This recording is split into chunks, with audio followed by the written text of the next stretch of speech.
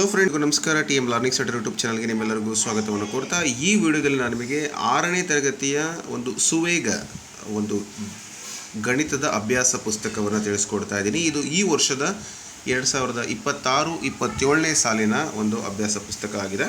ಅದರಲ್ಲಿ ಮೊದಲನೇ ಘಟಕ ಗಣಿತದಲ್ಲಿ ವಿನ್ಯಾಸಗಳು ಅಂತಕ್ಕಂಥ ಪಾಠ. ಇಲ್ಲಿ ಬಹಳಷ್ಟು ವಿದ್ಯಾರ್ಥಿಗಳು ಮತ್ತು ಶಿಕ್ಷಕರಿಗೆ ಒಂದು ಪ್ರಶ್ನೆ ಇತ್ತು. ಸೊ LBA ಬಗ್ಗೆ ಡೌಟನ್ನು ಕೇಳ್ತಾ ಇದ್ರಿ. ಸೊ ನೆನಪಿರಲಿ, LBA ಮತ್ತು ಈ ಒಂದು ಸುವೇಗ ಎರಡು ಒಂದೇ ಆಗಿದೆ. ತುಂಬ ಜನ ಆನ್ಲೈನ್ಗೆ ಹೋಗಿ ಡೌನ್ಲೋಡ್ ಮಾಡಿಕೊಂಡು LBA ಡೌನ್ಲೋಡ್ ಮಾಡಿ ಅದನ್ನು ಪಾಠವನ್ನು ಬೋಧಿಸಬೇಕು, LBA ಲೆಸನ್ ಬೇಸ್ಡ್ ಅಸೆಸ್ಮೆಂಟನ್ನು ಕೊಡಬೇಕು, ಅದನ್ನು ಮಾಡಬೇಕು, ಮತ್ತು ವರ್ಕ್ ಬುಕ್ಕನ್ನು ತಿಳಿಸ್ಕೊಡ್ಬೇಕು.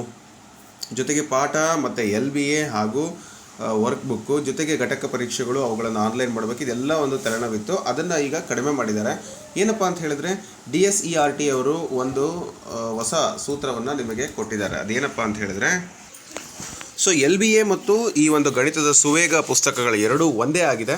ನೀವು LBA ಡೌನ್ಲೋಡ್ ಮಾಡಿ ನೋಡಿದ್ರೂ ನಿಮಗೆ ಅಲ್ಲಿ ಗೊತ್ತಾಗುತ್ತೆ. ಸೊ ಹಾಗಾದರೆ ಈ ಉತ್ತರಗಳನ್ನು ಈಗ ಡಿಸ್ಕಷನ್ ಮಾಡ್ತಾ ಹೋಗೋಣ. ಇದು ಎಲ್ಲ ಸ್ಪರ್ಧಾತ್ಮಕ ಪರೀಕ್ಷೆಗಳಿಗೂ ಕೂಡ ಅನುಕೂಲ ಆಗುತ್ತೆ ಅಂತ ಹೇಳ್ತಾ ಪ್ರಶ್ನೆಗಳಿಗೆ ಉತ್ತರ ನೋಡಿ. ಇಲ್ಲಿ ಸಂಖ್ಯಾ ಶ್ರೇಣಿಯ ಮುಂದಿನ ಸಂಖ್ಯೆ ಯಾವುದು ಅಂತ ಕೊಟ್ಟಿದ್ದಾರೆ. ಸೊ ಹಾಗಾಗಿ 45 ಉತ್ತರ ಬರುತ್ತೆ. ನಾನು ಅಲ್ಲಿ ಮಾರ್ಕ್ ಕೂಡ ಮಾಡಿದ್ದೀನಿ. ಸೊ ಯಾವ ರೀತಿ ಆ ಒಂದು ನಿಯಮಗಳನ್ನು ಬರಿಬೇಕು ಅದೆಲ್ಲವನ್ನು ಕೂಡ ನೀವು ಇಲ್ಲಿ ನೋಡ್ಬೋದು. ಸೊ ಒಂದೊಂದೇ ಪ್ರಶ್ನೆಗೆ ಉತ್ತರವನ್ನು ನೋಡ್ತಾ ಹೋಗಿ. ಹಾಗೆ ಪ್ಯಾಟ್ರನ್ಗೆ ಸಂಬಂಧಪಟ್ಟಂತೆ ಕೂಡ ಪ್ರಶ್ನೆಗಳು ಬಂದಿದೆ. ಸೊ ಹಾಗೆ ABCD 5ನೇ ಪ್ರಶ್ನೆ ನೀವು ನೋಡ್ಬೋದು. ಬಿಟ್ಟು ಹೋದ ಪದವನ್ನು ಬರೆಯಿರಿ ಅಂತ ಕೊಟ್ಟಿದ್ದಾರೆ. ಹಾಗೆ ವಿನ್ಯಾಸಕ್ಕೆ ಸೇರಿದ ಮುಂದಿನ ಸಂಖ್ಯೆ ಕೊಟ್ಟಿದ್ದಾರೆ. ಹಾಗೆ ವಿನ್ಯಾಸದ ಮುಂದುವರಿದ ಭಾಗ ಇಲ್ಲಿ ಆಪ್ಷನಲ್ಲಿ D ಅನ್ನು ನೀವು ಸೆಲೆಕ್ಷನ್ ಮಾಡಬೇಕಾಗತ್ತೆ. ಹಾಗೆ ಇಲ್ಲಿ ಒಂದು ತ್ರಿಭುಜಾಕಾರ ಕೊಟ್ಟು ಅದರ ಮುಂದಿನ ವಿನ್ಯಾಸ ಕೇಳಿದ್ದಾರೆ. ಅದೇ ಥರ AB ಮತ್ತು BC ಈ ರೀತಿ ವಿನ್ಯಾಸವನ್ನು ಕೊಟ್ಟು 5ನೇ ಪದ ಕೇಳಿದರೆ EF ಉತ್ತರ ಬರುತ್ತೆ. ಹಾಗೆ ತಪ್ಪಾದ ವಿನ್ಯಾಸ ಯಾವುದು ಅಂದರೆ EK ಅಂತ ಆಗುತ್ತೆ. ಒಂದು ರೀತಿ ಮೆಂಟಲ್ ಎಬಿಲಿಟಿ ಥರದ ಪ್ರಶ್ನೆಗಳು ಕೂಡ ನೀವು ಇಲ್ಲಿ ಅಬ್ಸರ್ವ್ ಮಾಡ್ಬೋದು. ಹಾಗೆ ವಿನ್ಯಾಸದ ಮುಂದಿನ ಸಂಖ್ಯೆ ಕೇಳಿದ್ದಾರೆ. ಸೊ ಅಲ್ಲಿ ನೀವು ಕೂಡ ನೋಡ್ಬೋದು. ಅಲ್ಲಿ ಕೂಡ್ಕೊತ ಹೋಗಿ ನಮಗೆ ಉತ್ತರಗಳು ಸಿಕ್ಕತ್ತೆ.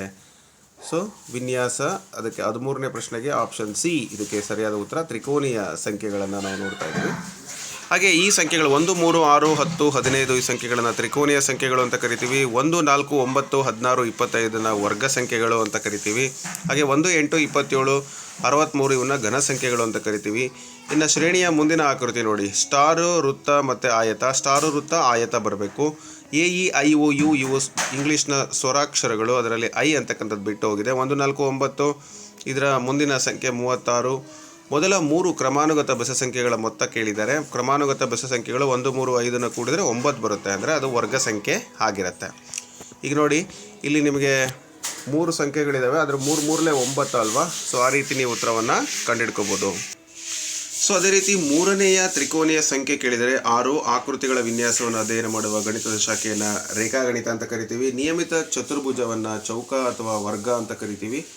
ಇನ್ನು ಸರಿ ತಪ್ಪು ಕೊಟ್ಟಿದ್ದಾರೆ. ಸಂಖ್ಯೆಗಳು, ಆಕೃತಿಗಳು ಅಥವಾ ಅಕ್ಷರಗಳನ್ನು ಬಳಸಿಕೊಂಡು ವಿನ್ಯಾಸವನ್ನು ನಿರ್ಮಿಸಬಹುದು. ಸರಿ. 1, 3, 5, 7, 9 ಈ ಶ್ರೇಣಿಯ ಬೆಸ ಸಂಖ್ಯೆಗಳ ವಿನ್ಯಾಸವನ್ನು ಹೊಂದಿದೆ. ಹೌದು. ಎಲ್ಲ ಸಂಖ್ಯಾ ವಿನ್ಯಾಸಗಳು ಏರಿಕೆ ಕ್ರಮದಲ್ಲಿರಬೇಕು. ತಪ್ಪು. ಯಾಕೆ ಅಂದರೆ ಇಳಿಕೆ ಕ್ರಮದಲ್ಲಿ ಕೂಡ ನಾವು ಬರಿಬೋದು. ವಿನ್ಯಾಸವು ಶ್ರೇಣಿಯ ಮುಂದಿನ ಸಂಖ್ಯೆ ಅಥವಾ ಆಳನ್ನು ಊಹಿಸಲು ಸಹಾಯ ಮಾಡುತ್ತೆ. ಖಂಡಿತ ಸರಿ. ಜಾಮಿತಿ ವಿನ್ಯಾಸದಲ್ಲಿ ಆಕೃತಿಗಳು ಒಂದೇ ಗಾತ್ರದಲ್ಲಿರಬೇಕು. ಖಂಡಿತ ಇಲ್ಲ. ಅವು ಗಾತ್ರ ಹೆಚ್ಚುತ್ತಾ ಅಥವಾ ಗಾತ್ರ ಕಡಿಮೆ ಆಗ್ತಾನೋ ಬರ್ಬೋದು. ಇನ್ನು 100, 90, 80 ಇದರಲ್ಲಿ ಒಂದೇ ಥರದ ವಿನ್ಯಾಸ ವ್ಯತ್ಯಾಸ ಹೊಂದಿದೆ. ಸರಿ. ಒಂದು ವಿನ್ಯಾಸದಲ್ಲಿ ಅನುಕ್ರಮ ಪದಗಳ ವ್ಯತ್ಯಾಸವು ಯಾವಾಗಲೂ ಒಂದೇ ಆಗಿರುತ್ತೆ. ಅದು ಕೂಡ ಸರಿಯಾಗಿರುತ್ತೆ. ಒಂದು ವಿನ್ಯಾಸವನ್ನು ಯಾವಾಗಲೂ ನಿರ್ದಿಷ್ಟ ನಿಯಮದ ಮೂಲಕ ರಚಿಸಲಾಗುವುದೇ. ಅದು ಕೂಡ ಸರಿಯಾದ ಉತ್ತರ. ಇನ್ನು ಸಂಖ್ಯಾ ಶ್ರೇಣಿ ಅಂದರೆ ಏನು? ಇಲ್ಲಿ ಡೆಫಿನೇಷನನ್ನು ನಾನು ಬರೆದಿದ್ದೀನಿ. ಅಧಿಕೃತ ಟೆಕ್ಸ್ಟ್ ಬುಕ್ಕನ್ನು ನೋಡಿ, LBAದಲ್ಲಿರ್ತಕ್ಕಂಥ ಆನ್ಸರ್ಗಳನ್ನು ನೋಡಿ ನಾನಿಲ್ಲಿ ಬರೆದಿರೋದ್ರಿಂದ ಸೊ ನೀವು ಅದೇ ಡೈರೆಕ್ಟಾಗಿ ಬರ್ಕೋಬೋದು. ಯಾವುದೇ ಡೌಟ್ ಬೇಡ. ಸ್ಕ್ರೀನನ್ನು ಪಾಸ್ ಮಾಡಿ ಹಾಗೆ ನೀವು ಉತ್ತರವನ್ನು ಬರಿಬೋದು ಅಥವಾ ಮಕ್ಕಳಿಗೆ ಬರೆಸ್ಬೋದು.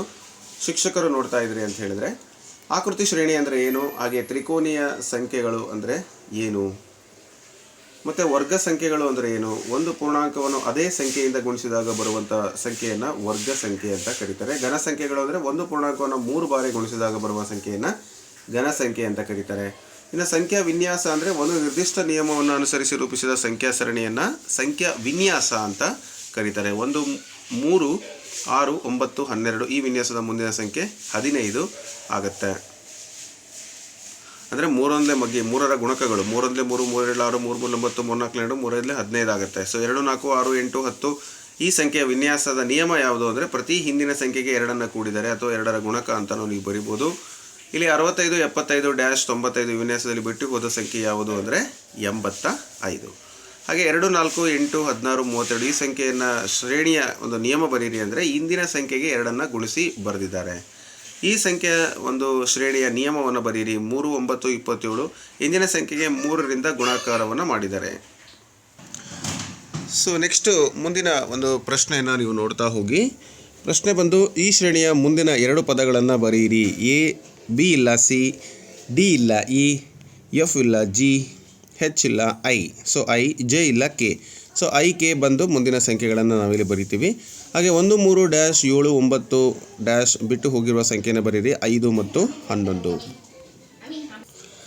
Blue green red, blue green red blue ಈ ರೀತಿ ಮುಂದಿನ ಪದಗಳು ಬರ್ತವೆ. ಇನ್ನು 3, 6, 12, 24 ಸರಣಿಯ ಸಂಖ್ಯೆಗಳನ್ನು ಕಂಡುಹಿಡಿಯುವ ನಿಯಮವನ್ನು ಬರೀರಿ ಅಂತ ಕೊಟ್ಟಿದ್ದಾರೆ. ಹಿಂದಿನ ಸಂಖ್ಯೆಯಿಂದ 2 ಗುಣಿಸಿ ಮುಂದಿನ ಸಂಖ್ಯೆಯನ್ನು ಪಡೆಯಲಾಗುತ್ತೆ. ಮುಂದಿನ ಸಂಖ್ಯೆಗಳನ್ನು ನಂಬರ್ಗಳನ್ನು ಕೂಡ ನಾವಿಲ್ಲಿ ಬರೆದಿದ್ದೀವಿ. ಹಾಗೆ 9, 18, 27 9ರ ಗುಣಕಗಳು ಅಥವಾ ಪ್ರತಿ ಸಂಖ್ಯೆಗೆ 9 ಕೂಡಿದೆ ಅಂತಲೂ ಬರಿಬೋದು. ಭಾಳ ಜನ 9ಕ್ಕೆ 9 ಕೂಡಿದರೆ 18, 18ಕ್ಕೆ 9 ಕೂಡಿದರೆ 27, 27ಕ್ಕೆ 9 ಕೂಡಿದರೆ 36 ಈ ರೀತಿ ಬರೀತಾರೆ. 9ರ ಗುಣಕಗಳು ಅಂತ ಬರೀತಾರೆ. ಅದು ತಪ್ಪು, ಇದು ಸರಿ ಅಂತಲ್ಲ, 2 ಕೂಡ ಸರಿಯಾಗಿರುತ್ತೆ. ಇನ್ನು 1, 2, 4, 7, 11 ಈ ಸರಣಿಯ ಮುಂದಿನ ಸಂಖ್ಯೆ ಯಾವುದು ಮತ್ತು ಏಕೆ? 16 ಕೊಟ್ಟಿರುವ ಸಂಖ್ಯೆಗಳಿಗೆ ಒಂದೊಂದು ಸಂಖ್ಯೆಯನ್ನು ಸ್ವಾಭಾವಿಕ ಸಂಖ್ಯೆಯನ್ನು ಕೂಡ್ತಾ ಹೋಗಿದ್ದಾರೆ.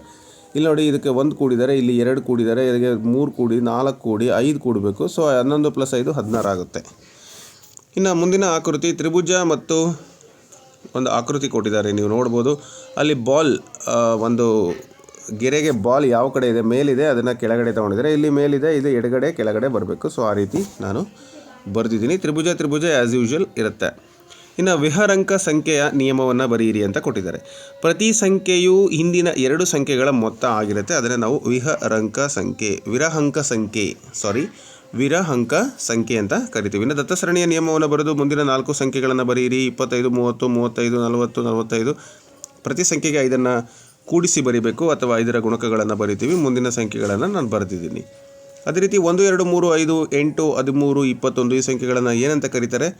ವಿರಹಂಕ ಸಂಖ್ಯೆಗಳು ಅಂತ ಕರೀತಾರೆ. ಯಾಕೆ ಅಂದರೆ ಇಂದಿನ 2 ಸಂಖ್ಯೆಗಳ ಮೊತ್ತ ಅದು ಮುಂದಿನ ಸಂಖ್ಯೆ ಆಗಿರುತ್ತೆ. ಇನ್ನು ಸರಣಿಯ ಸಾಲುಗಳನ್ನು ಬರೆದು ನಿಯಮವನ್ನು ಬರೀರಿ ಅಂತ ಇದೆ. 1, 1, 2, 1, 1, 2, 3, 2, 1 ಈ ರೀತಿ ಕೊಟ್ಟಿದ್ದಾರಲ್ವ, ನಾನು ಇಲ್ಲಿ ಮುಂದಿನ ಸಾಲುಗಳನ್ನು ಬರೆದೀನಿ. 1, 2, 3, 4, 3, 2, 1 1 ಸ್ಕ್ವೇರ್ 11 ಸ್ಕ್ವೇರ್ 111 ಸ್ಕ್ವೇರ್ 1111 ಸ್ಕ್ವೇರ್ ಮತ್ತು 11111 ಸ್ಕ್ವೇರ್ ಈ ರೀತಿ ಕಂಟಿನ್ಯೂ ಆಗುತ್ತೆ ಅದು. ಅದೇ ರೀತಿ ಈ ಸರಣಿಯ 4 ಮತ್ತು 10ನೇ ಪದವನ್ನು ಬರೆಯಿರಿ ಅಂತ ಕೊಟ್ಟಿದ್ದಾರೆ. 1, 2, 3 ಕಾಮನ್ನು, ಆಮೇಲೆ ತ್ರಿಭುಜ ಅಂತೂ ಕಾಮನ್ನು. 4ನೇ ಪದ 4 ತ್ರಿಭುಜ, 10ನೇ ಪದ 10 ತ್ರಿಭುಜ. ಮೊದಲು ಸಂಖ್ಯೆಯನ್ನು ಬರಿತೀವಿ, ನಂತರ ತ್ರಿಭುಜವನ್ನು ಬರಿತೀವಿ. ಅಂದರೆ ಸ್ವಾಭಾವಿಕ ಸಂಖ್ಯೆ ನಂತರ ತ್ರಿಭುಜ. ಅದೇ ರೀತಿ ಕೊನೆಯ ಪ್ರಶ್ನೆಗಳಿಗೆ ಬಂದಿದ್ದೀವಿ. 1, 7, 19, 37 ಈ ಷಡ್ಭುಜ ಅಂತಲೇ ಅವರೇ ಕೊಟ್ಬಿಟ್ಟಿದ್ದಾರೆ. ಸಂಖ್ಯೆಗಳನ್ನು ಚಿತ್ರಾತ್ಮಕವಾಗಿ ನಿರೂಪಿಸಿ ನಿಯಮವನ್ನು ಬರೆದು ಮುಂದಿನ 2 ಸಂಖ್ಯೆಗಳನ್ನು ಬರೀರಿ ಅಂತ ಕೊಟ್ಟಿದ್ದಾರೆ. ಚಿತ್ರಾತ್ಮಕ ನಿರೂಪಣೆ ಇಲ್ಲ, ಇಲ್ಲಿ ರಿಟರ್ನ್ ಆಗಿ ಬರೆದಿದ್ದೀವಿ. ನಿಯಮ ನೋಡಿ, ಪ್ರತಿ ಸಂಖ್ಯೆಗೆ 6ರ ಗುಣಕದಷ್ಟು ನಾವೇನು ಮಾಡ್ತೀವಿ, ಹೆಚ್ಚಿಸ್ತಾ ಹೋಗ್ತೀವಿ. ಹೆಂಗೆ? 1ಕ್ಕೆ 6 ಕೂಡಿ 7 ಬರುತ್ತೆ. ಸೊ 7 ನೆಕ್ಸ್ಟು 6 12 ಕೂಡಿ 19 ಆಗುತ್ತೆ. ನೆಕ್ಸ್ಟು 6 18 ಕೂಡಿದರೆ 37 ಆಗುತ್ತೆ. ನೆಕ್ಸ್ಟು 6 14 24 ಕೂಡಿ 37ಕ್ಕೆ ನೆಕ್ಸ್ಟ್ 61 ಬರುತ್ತೆ. ನೆಕ್ಸ್ಟು 30 ಕೂಡಬೇಕು, ಅಂದರೆ 6 ಜಾಸ್ತಿ ಮಾಡ್ತಾ ಕೊಡ್ತಾ ಹೋಗಬೇಕು. ಮೊದಲು 6, ಆಮೇಲೆ 12 ಕೂಡಬೇಕು, 6 12 6 18 ಕೂಡಬೇಕು, 6 24 6 30. ಸೊ 30 ಕೂಡಿದಾಗ 91 ಬರುತ್ತೆ. ಈ ಸಂಖ್ಯಾಶ್ರೇಣಿಯನ್ನು ಗಮನಿಸಿ ಉತ್ತರಿಸಿ. 3, 6, 9, 12 ಈ ಸಂಖ್ಯಾಶ್ರೇಣಿಯ ನಿಯಮ. 3 ಪ್ರತಿ ಸಂಖ್ಯೆಗೆ ಹಿಂದಿನ ಸಂಖ್ಯೆಗೆ 3 ಕೂಡಿ ಮುಂದಿನ ಸಂಖ್ಯೆಯನ್ನು ಪಡೆಯುವುದು ಅಥವಾ 3ರ ಗುಣಕಗಳು ಅಂತ ಬರಿಬೋದು. ಮುಂದಿನ 3 ಸಂಖ್ಯೆಗಳನ್ನು ಬರೆಯಿರಿ, ಅದನ್ನು ಬರೆದಿದ್ದೀವಿ. 15, 18, 21 ಬಿಟ್ಟು ಹೋದ ಸಂಖ್ಯೆಯನ್ನು ಹೇಗೆ ಕಂಡುಹಿಡಿತೀವಿ ಅಂದರೆ ಹಿಂದಿನ ಸಂಖ್ಯೆಯಿಂದ 3 ಕೂಡಿ ನಾವು ಬರಿತೀವಿ. ಇಷ್ಟೇ ಈ ಒಂದು ಪಾಠದ ಮುಕ್ತಾಯ ಆಯಿತು. ಸೊ ಎಲ್ಲ ವಿದ್ಯಾರ್ಥಿಗಳು ಅಥವಾ ಶಿಕ್ಷಕರು ಈ ಒಂದು ವಿಡಿಯೋವನ್ನು ನೋಡಿದಿರಿ, ನಿಮಗೆ ಇದು ಅರ್ಥ ಆಗಿದೆ. ಸ್ಪೀಡಾಗಿ ಎಕ್ಸ್ಪ್ಲೈನ್ ಮಾಡಲಿಕ್ಕೆ ನಾನು ಪ್ರಯತ್ನ ಮಾಡಿದ್ದೀನಿ. ಹಾಗೆ ಮುಂದಿನ ವಿಡಿಯೋಗಳಲ್ಲಿ ನೆಕ್ಸ್ಟ್ ಚಾಪ್ಟರ್ಗಳನ್ನು ನಾನು ಕವರ್ ಮಾಡಲಿಕ್ಕೆ ಪ್ರಯತ್ನ ಮಾಡ್ತೀನಿ. ಇದು ಹೊಸ ಸಿಲೆಬಸ್ 2026-27ನೇ ಸಾಲಿಗೆ ಈ ಒಂದು ವಿಡಿಯೋವನ್ನು ನೀವು ನೋಡ್ಬೋದು. Okay, so thank you so much for watching this video. ಇದೇ ಥರದ ಎಜುಕೇಷನಲ್ ವಿಡಿಯೋಗಳಿಗೆ ಚಾನಲ್ನ ಸಬ್ಸ್ಕ್ರೈಬ್ ಮಾಡೋದನ್ನು ಮರಿಬೇಡಿ ಅಂತ ಹೇಳ್ತಾ ನಿಮ್ಮ ಸ್ನೇಹಿತರಿಗೆ ಅಥವಾ ನಿಮ್ಮ ಶಾಲಾ ಗ್ರೂಪ್ ವಾಟ್ಸಪ್ ಗ್ರೂಪಿಗೆ ಇದನ್ನು ಶೇರ್ ಮಾಡಿ, ಅವ್ರಿಗೂ ಕೂಡ ಹೆಲ್ಪ್ ಆಗಲಿ. ಧನ್ಯವಾದಗಳು.